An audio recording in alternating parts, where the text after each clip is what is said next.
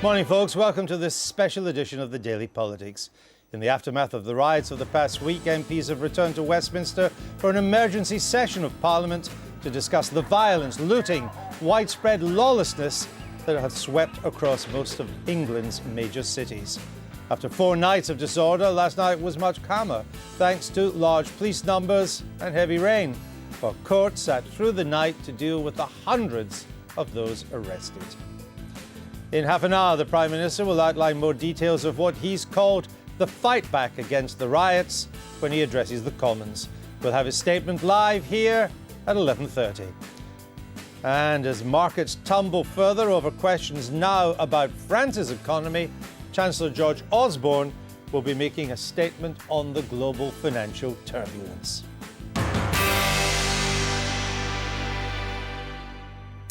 So all that to come before 1 o'clock this afternoon on this Daily Politics special. With me for the duration, Conservative Party Chairman Saïda Vassé, former Labour Home Secretary Charles Clarke. Welcome to you both.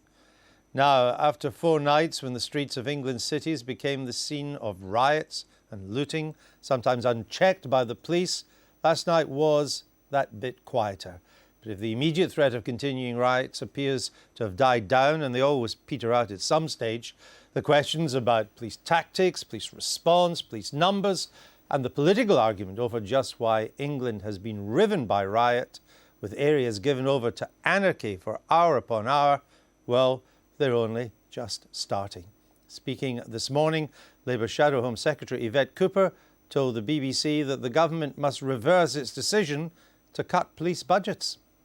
We've always said that we think the scale and pace of the cuts to the police budget is too great, is unsustainable and is unfair on communities because it is taking risks with law and order. I think the events of the last few days have made it abundantly clear that if you have more officers on the streets, if you have more police out and about, it makes a real difference. But speaking for the government, the Lib Dem leader and Deputy Prime Minister Nick Clegg rejected the idea that the rioting was linked to cuts in police numbers. I think it is simply ridiculous to say that people have been smashing windows, looting shops, thieving, stealing because of government policies or indeed about cuts to some police numbers which haven't happened and all of which we judge as a government are entirely manageable and will allow the police in the future, just as they have today, to deploy large numbers into areas where that is needed. Well, that's a taste of what we may hear more of in the Commons from the Coalition and the Labour opposition in just under half an hour's time. Charles Clarke, let me come to you first. Are these riots, will they result in a watershed in British politics? I think they'll be very, very substantial at a whole set of levels. Firstly, it tells you that there are consequences to what happens. And that means on economic policy, on policing policy and so on, there are consequences. So I'd be very, very surprised if all the governments, either will say whether this is right or not, doesn't want to stop and think again about the various policies they're pursuing. Secondly, I think the Prime Minister's metaphor of sickness, which is an interesting one to use, in some ways a very poor one to use in my opinion, does raise the question, what is the sickness, who is sick, what's the diagnosis, what are the steps that have to be taken in a whole variety of different ways in particular geographical areas, particular communities and so on. And in that sense, it's a debate worth having. I think there's a lot to be said about it. Did you have this debate during the 13 years you were in power? Absolutely. If you take the sickness... So what went wrong? Well, if you take the sickness metaphor, for example, we went through a whole set of programmes to try and recreate and strengthen communities and inner cities. For example, the Sure Start programmes, the educational programmes, the neighbourhood policing, the antisocial behaviour, a whole range of different things which were done to address this. The biggest doesn't seem to have worked, does it? I was going to say the biggest failure, I think, was to not have a coherent enough approach towards looked after children in particular, a group of the population who are extremely alienated. And I think that is a failure we had. But generally speaking, I think we did commit to trying to solve those problems. Saïda, will this be a watershed for the Coalition? Will it now have to rethink its approach in a number of areas? I think it'll have to become much more front-footed about some of the areas that we've already been talking about. What we saw, and I think I agree with Charles, that this is a really important debate to have. what is the sickness, where does it come from, what are the underlying causes, and what can you do to deal with it. And so what I would define as a sickness is this culture, this feeling of a lack of personal responsibility, people feeling that, well, if I can, I will. If you hear about some of the people who are going through the courts, these are not deprived, disadvantaged, or even young people, some of them. We've heard about some people now in their 30s with jobs who took advantage. And it's this culture of, I can take advantage of this, I don't have to suffer the consequences of my actions. And there is that underlying deep-seated kind of cultural Why does it take a phenomena. riot to make the political system face this? I mean, we have seen in this country an underclass festering for 40 years and getting more and more entrenched. And yet on the left and the right, you've effectively looked the other way.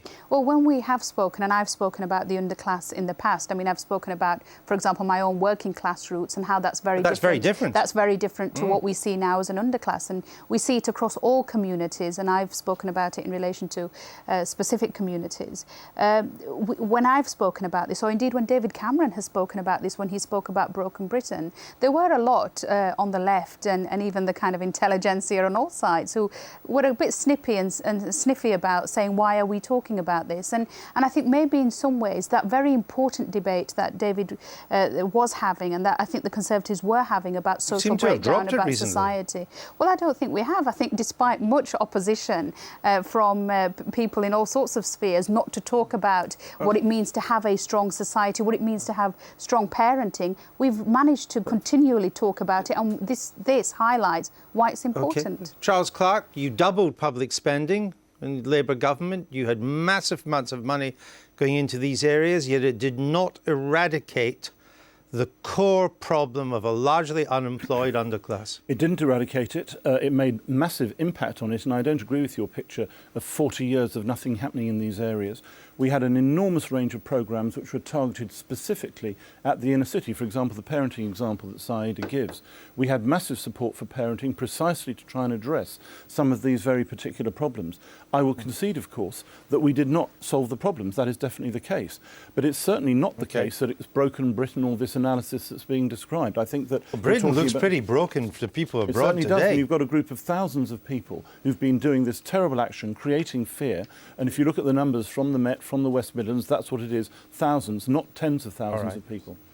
Thank you for your initial impressions. We'll go into more detail to a lot of that in just a minute. But let me remind you how events have unfolded on England's city streets over the past few days. Here's Adam Fleming.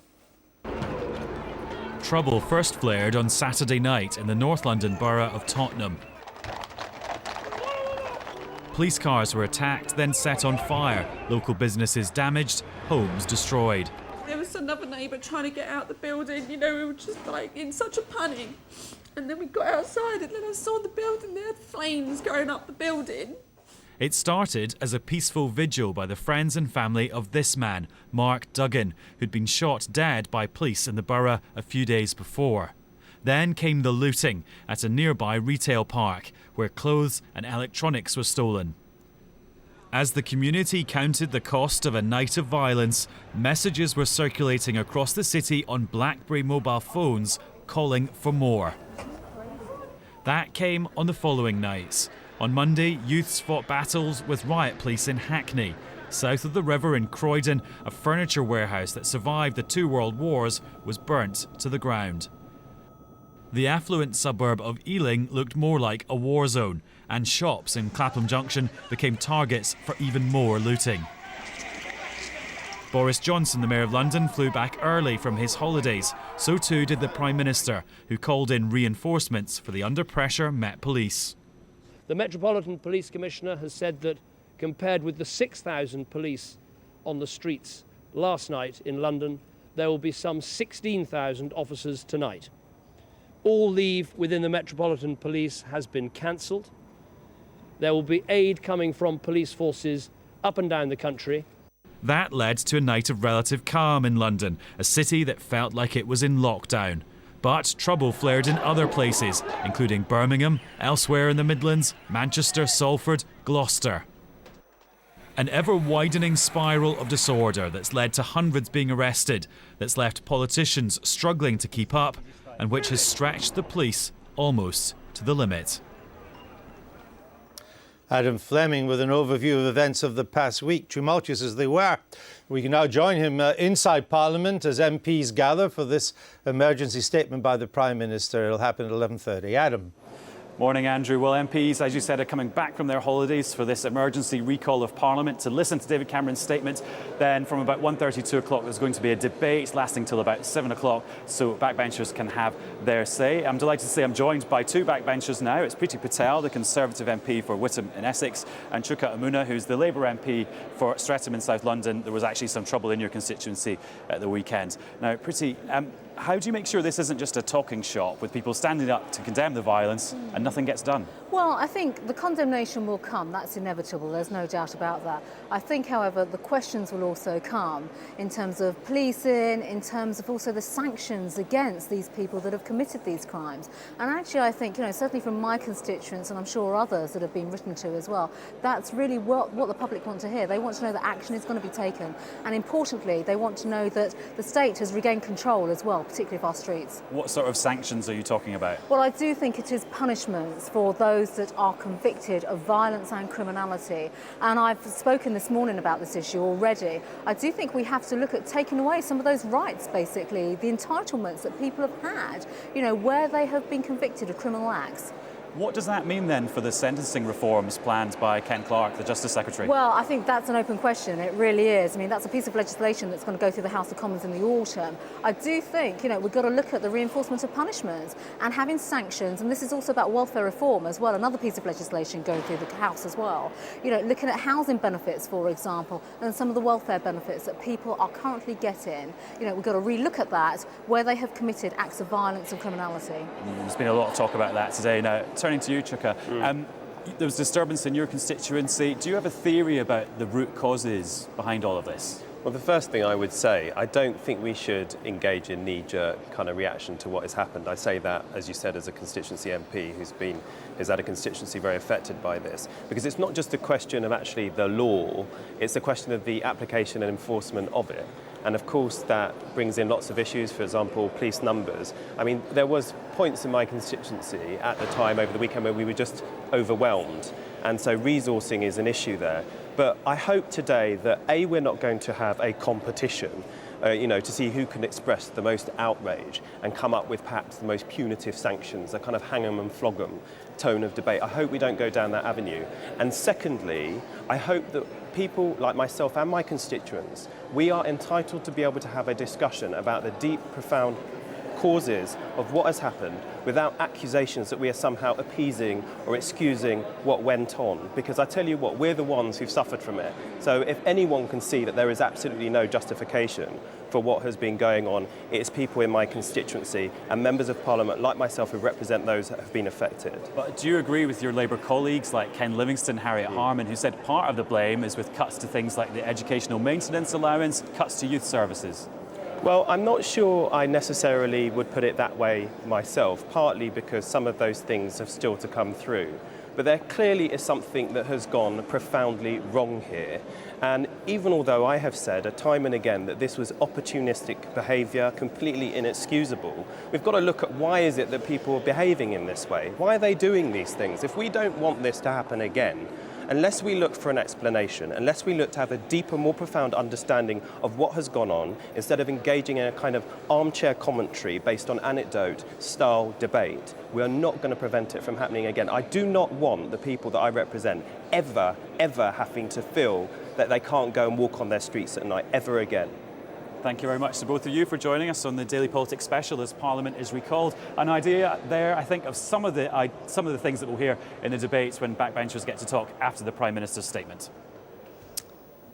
Thanks, Adam. Indeed, that is a sense of the mood inside Parliament as MPs return. And as those MPs were discussing, the political debate is focusing, part of it anyway, on police tactics and police numbers. This morning, the acting Metropolitan Police Commissioner defended the way the capital's police forces acted earlier in the week.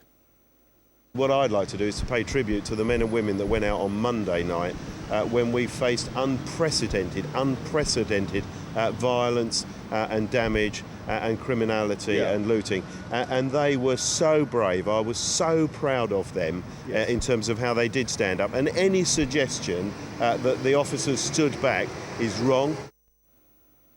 Well, we're joined now by the former Scotland Yard Police Commander, Bob Milton. Welcome to the programme. Syeda Vasi, let me come to you first of all. Did increasing the numbers of police on the streets on Tuesday night, particularly in London, did that stop the riots? Yes, I think it made a material difference. So doesn't it follow, therefore, that if you cut the police numbers, as your government is planning to do, we're more likely to get more disorder? No, what follows is that police officers should be out on the streets more, and police officers should be spending more of their time in frontline policing rather than in completing, for example, paperwork. I mean, there is a statistic which says that the average officer spends about 14% of his or her time on patrol and spends 22% of their time completing paperwork. And what the reforms... Are you telling our viewers that even though overall police numbers are being cut, that's incontrovertible, your government has admitted that there will not be a reduction on police on the streets? That's exactly what I'm saying, and that's exactly what the Home Secretary... That's a guarantee. And the Home Secretary has been saying consistently that visible policing, which is what made the difference on these nights, police officers actually out on the streets being visible, that visible policing and the situation that we've had over the last 3 days, if this, God forbid, and I hope it never happens again, but if, God forbid, if a situation like that was to arise, we would have the visible police numbers to be able to deal with it after the budgetary spending cuts. Make it clear, because it's an important promise, that whatever the cuts in police budgets that are taking place, that will not lead to a reduction in police numbers on the streets. It will not lead to a reduction in police visibility on the streets. So police officers who currently maybe... What's the difference between visibility and numbers? Well, the difference is this, because you could actually be a police officer who is therefore part of the statistic and the number, but never actually spends time out on patrol. No, but I've just said on the streets. On the streets. We are very clear about police visibility on the streets. And in fact, the reforms are all about that. They're about saying we don't want police officers sat in back rooms. No, I get the point. Let me bring Charles Clarke in, the former Home Secretary. I mean, according to Her Majesty's Inspectorate of Constabulary, in many areas only 10% of the total police complement is on the streets or in their cars at any one time. So is it not possible that you could cut police budgets but still keep the numbers up on the streets? In principle, it's possible. In fact, that's what we were doing about numbers on the streets right through the period I was Home Secretary and also beforehand, by a whole series of measures, the most important of which was neighbourhood policing, and also, by the way, establishing the police community support officers. The paperwork which Syeda refers to is the kind of thing that's necessary to bring about convictions of criminals. That's the kind of thing that police are actually engaged in doing. There are a whole set of specific measures, for example, the airwave radio system, designed to increase the number of people going out on the beat. However, the core point is that there is a cynicism and a dishonesty in what both the Home Secretary is saying and what Syeda has just now said, with the suggestion that somehow you can cut police budgets in the scale that's necessary and at the same time retain the same or more police presence on the streets. I've spoken to many Chief Constables about this and to Dennis O'Connor, the Her Majesty's Inspector of Constabulary. It is simply not possible at this level. But if only 10% of police are on the streets, according to HMIC, at any one time, why is it not possible? Why are 90% got to be elsewhere?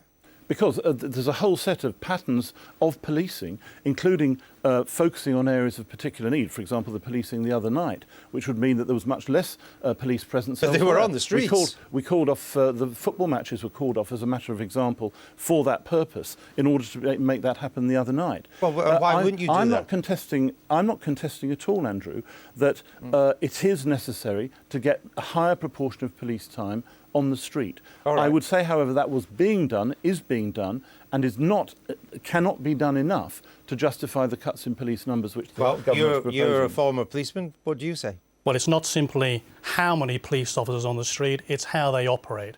The communities over the last few days have given the police service a clear mandate. They do not want a police service that panders to who shouts loudest and are monitored to death. They want police officers going out there and enforcing the law. Well, maybe they want a police force rather than a police service. But you could say that. I think the point is that over the last 15, 20 years, we've seen a slow erodation of the authority of police officers on the street. What's happening now, the shackles are being removed, and we are seeing large numbers of police officers. They're not sustainable. Of course, we can't keep 16,000, but having sufficient police forces on the streets of London and the rest of the country on a 24-hour basis has shown the communities what can be done. What do you make of these reports in the media that the Metropolitan Police, as these riots gathered pace, and before the show of strength on Tuesday night, that the ordinary bobbies in the riot gear and on the streets were instructed, quote, to stand and observe rather than take on the rioters? Okay, and there's two issues there. There's one, Can you confirm that? When you do it, I can't confirm that because I wasn't in the control room. No, but you've got contacts. What I can say is this very clearly, that when you have disorder, what you have to do is stamp it out straight away. And that means getting sufficient people there early. Once you've done that, the problem goes away. What didn't happen is we didn't get sufficient people there early. Why not? Because we didn't have sufficient police officers on the response teams 24 hours a day. Too busy walking around. Police community supports officers is a good example. A good idea that hasn't worked, because these officers individually may be very good, collectively cannot deal with this sort of problem. They're very expensive, but Bobby, what are they doing? They're not designed to deal with the kind of problem we're talking Precisely. about. We need to build up the 24-hour response teams. We need to remove people from the offices that the Baroness has said. We need to concentrate on having sufficient police officers on the street who can then deal with problems. And the rest of the criminal justice systems, as I see is happening, needs to step up and support the police service as well. Could you, as chairman of the Conservative Party, could you advise Conservative candidates in Croydon, Ealing, Battersea, all marginal seats which you could win or lose an election, to justify your government's policy of cutting police budgets by £2.5 billion and increasing overseas aid by £2.7 billion? Well, they're two separate issues. First of all, in relation but they're both parts of the money of you. So tell them how to justify that.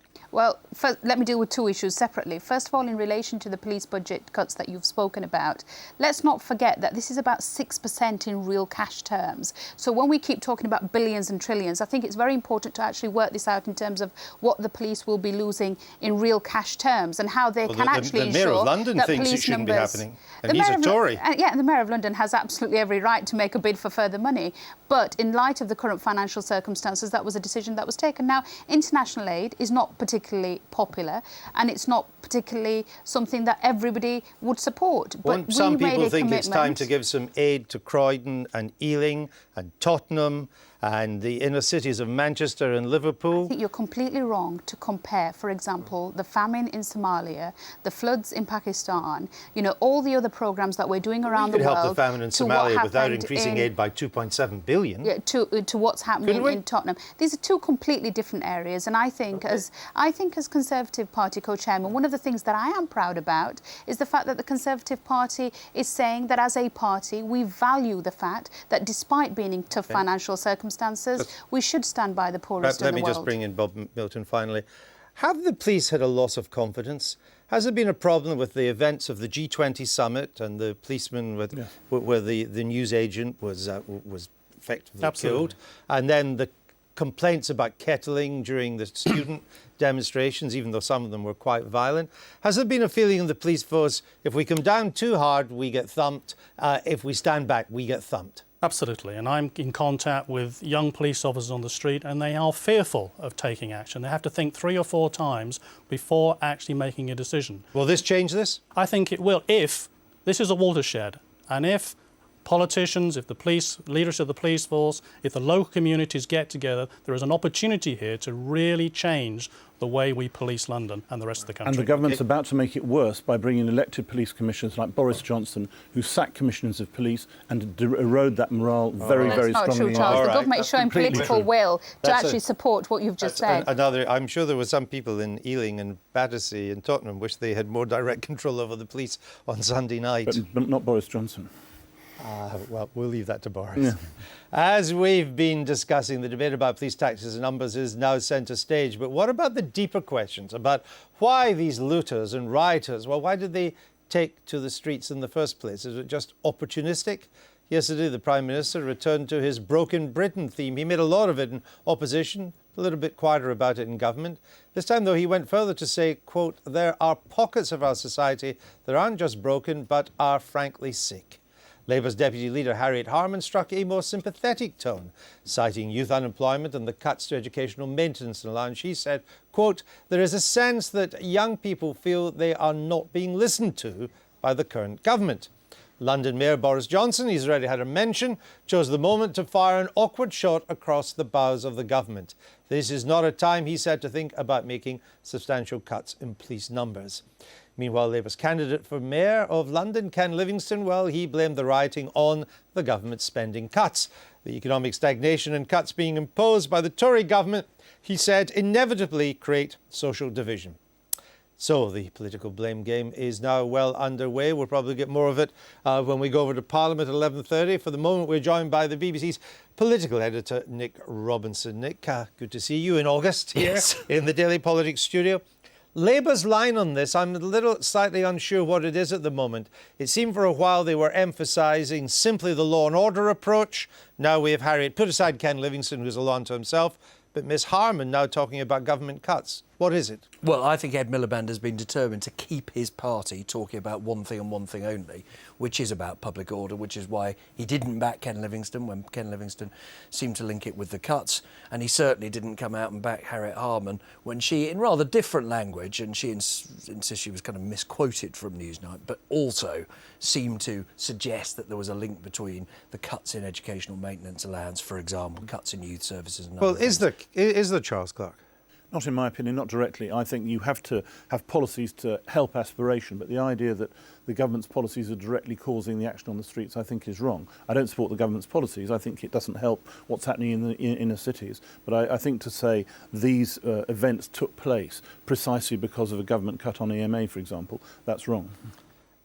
Who was in charge, Saeed Vase, of the country when the riots began on Saturday night? Prime Minister was in charge. He was informed constantly as to what was happening. He was in Tuscany. He was informed as to what was happening. The Home Secretary was aware of what was happening, and when the Prime Minister realised that things were getting demonstrably worse, he returned. But if I can return to the point I that Charles want Clarke to stick with this. made. Because I think people do want to know who was in charge. Because if the Prime Minister was still in charge, even though he wasn't in the country, and I understand about modern communications, and he was only in Tuscany, which isn't that far away, there's only an hour's time. There's only an hour's time difference. I was in France, where there's an hour's time difference as well, though I don't run the country, as you've probably noticed. No, of course not. When he was in charge, and if he was across it all, why did it take until Tuesday night to get a robust response? I think we can sit here and we can talk about who was where at what time. What's the answer to my question? Well, the answer to your question is, what is most important is, did we make sure that our streets were protected? Oh, you didn't. Did the Prime Minister make sure that actually the situation was brought under control? And many people would say you didn't. Now, why did it take until Tuesday night so that people in Tottenham and in Hackney and in Birmingham and Liverpool, Ealing and so on, by then ordinary shopkeepers had been burnt out of their premises? If the Prime Minister was running the country on Saturday night, why did it take till Tuesday night? If you're saying that actually if the Prime Minister had been in the country, then that. None of that would have happened, which is what you're suggesting. Then let me deal with that. I'm not making the issue of where he was. I'm asking you, if the Prime Minister was in charge of the country, why did it take till Tuesday night? Because if that's what you're suggesting, that the Prime Minister was not in the country... No, just answer the question. I'm not suggesting anything. Well, you are, I'm asking you a simple simple question. And I'll ask it again. And I will answer the question. If the Prime Minister was in charge of the country on Saturday night, why did it take till Tuesday night, after which so much destruction and ordinary people had had their lives shattered, why did it take till then? You can keep re-emphasising the question. This was a changing set of circumstances. We have in this country in the past had public disorder. We have in the past had looting and robberies and burglaries. But what we had on these particular nights was actually looting, robberies and public disorder, widespread, happening in different areas at the same time, with gangs using social networking sites, be it BlackBerry Messenger, Twitter and everything else, to actually get together very quickly and then move on to a new area. I am sure that once once our streets are safe, once we have moved on from all of this, of course there will be lots of people who will sit down and look back at what could have been done operationally, whether policing could have been done differently. All of these questions will need to be answered. But let's also not forget the kind of different extreme circumstances that we found ourselves in these riots. And I think it was absolutely right for the Prime Minister to say that when he realised that this was an ever-changing matter which was getting demonstrably worse, he was in the country, By Sunday morning, there was anarchy in Wood Green. By Sunday morning, shops were being looted, people terrorised with impunity. By Sunday morning, it was clear something different was taking place. Why was there no real response till Tuesday night? And you, along with everybody else, will accept that this was a constantly changing situation, which the Prime Minister was aware of. And when he felt that the matter had got demonstrably worse, having been in contact constantly throughout that period, he returned, he took charge. And I think what we should look at is how we then took charge, how he then made sure that the streets were protected, the operational changes were made, the police were therefore out in numbers, and people felt that their streets were protected. Now, we can go over this over and over again, or we can actually say that right now, what is the most important thing is to make sure that people feel safe on the streets of London and in other cities, and things get back to normal. We won't go. I mean, people will now make up their minds whether you've answered the question or not. Well, that's up to the viewer. Well, it's not for me to decide, or even for you. The viewers will decide that, and they will let us know in these days of tweets and emails. What is the mood on the Tory backbenches at the moment? The truth is, we're going to discover, because most of them have been away. I can't claim that I have taken the temperature there. I was in Wolverhampton yesterday with the Prime Minister. I was on my holidays and returned. Let me just reflect on what you were talking about there, though, Andrew. There was a debate in Downing Street about whether to bring the Prime Minister back, with some people inside Number 10 concerned that the act of bringing him home would somehow make it appear more of a crisis. Now, bear in mind that there are always calls on senior politicians to come back from their holidays, and there are always resistance from them and their aides to doing it, because the danger is you set a precedent and you do it endlessly. There had been calls on the Prime Minister to return from his holidays because of the economic crisis before this happened. But it is clear to me that there are a number of people in Number 10 saying, do not bring David Cameron home. It will make it look worse. And eventually, those who were in favour of persuading him to come home did succeed, but they now, I think, regret they didn't do it sooner. The issue I was trying to raise, Charles Clarke, though, was not the issue of whether the Prime Minister should have come home right away or not. That's a matter of judgment. But that if, as the chairman of the Conservative Party has told us, the Prime Minister was in charge of the country from Tuscany, with the help of others, why did it take so long to get a response? I think that's an excellent question. The issue is actually about the command and control mechanism, which is not actually about where the Prime Minister is physically, or indeed even where the Home Secretary is physically. The question is, what was the command and control mechanism? I don't understand why COBRA was only brought together after the Prime Minister returned. COBRA could have been brought together quite reasonably on Sunday or Monday by the Home Secretary, or indeed by another minister as appropriate, not even necessarily a government minister. It could have been a senior official, if it was necessary to bring together and to decide what was being done. Presumably the Prime Minister could have joined by video phone or by telephone. Of course, very easily. But I believe the reason actually is that the scale of the problem wasn't understood by the government, possibly even by the Metropolitan Police, until as late as about Monday lunchtime. Isn't there another factor here, Charles, which you'll know from your time as Home Secretary, which is part of the change in the responsibilities for the Metropolitan Police means that nobody's quite sure who's in charge. Well, not only do you have an acting commissioner at the Met, he has two bosses. He's got both the Home Secretary and the Mayor of London, who both happen to be on holiday at the same time as well. I couldn't agree and more. Therefore, there seemed to me a lack of clarity. And this was fundamentally an operational matter and should have been dealt with by the operational people responsible, viz. The police. It's why I'm concerned about the whole question of these elected commissioners and so on. I think you've got to have an absolutely clear operational accountability. Without that operational accountability being consistently second-guessed, as Boris Johnson has done with this police force in London, and has led to a morale collapse, I think. Perhaps I would say it's more strongly than Nick would, but a morale collapse at the top of the Met, meaning a real absence of leadership at a time when it was needed. But what's interesting, you see, is the tactics clearly did change later in the week, and they changed after the Prime Minister returned, chaired COBRA. Now, in theory, the Prime Minister's not in charge of it at all. I mean, you have Kit Malthouse, who's Boris Johnson's deputy, was in the country and was dealing with the Metropolitan Police.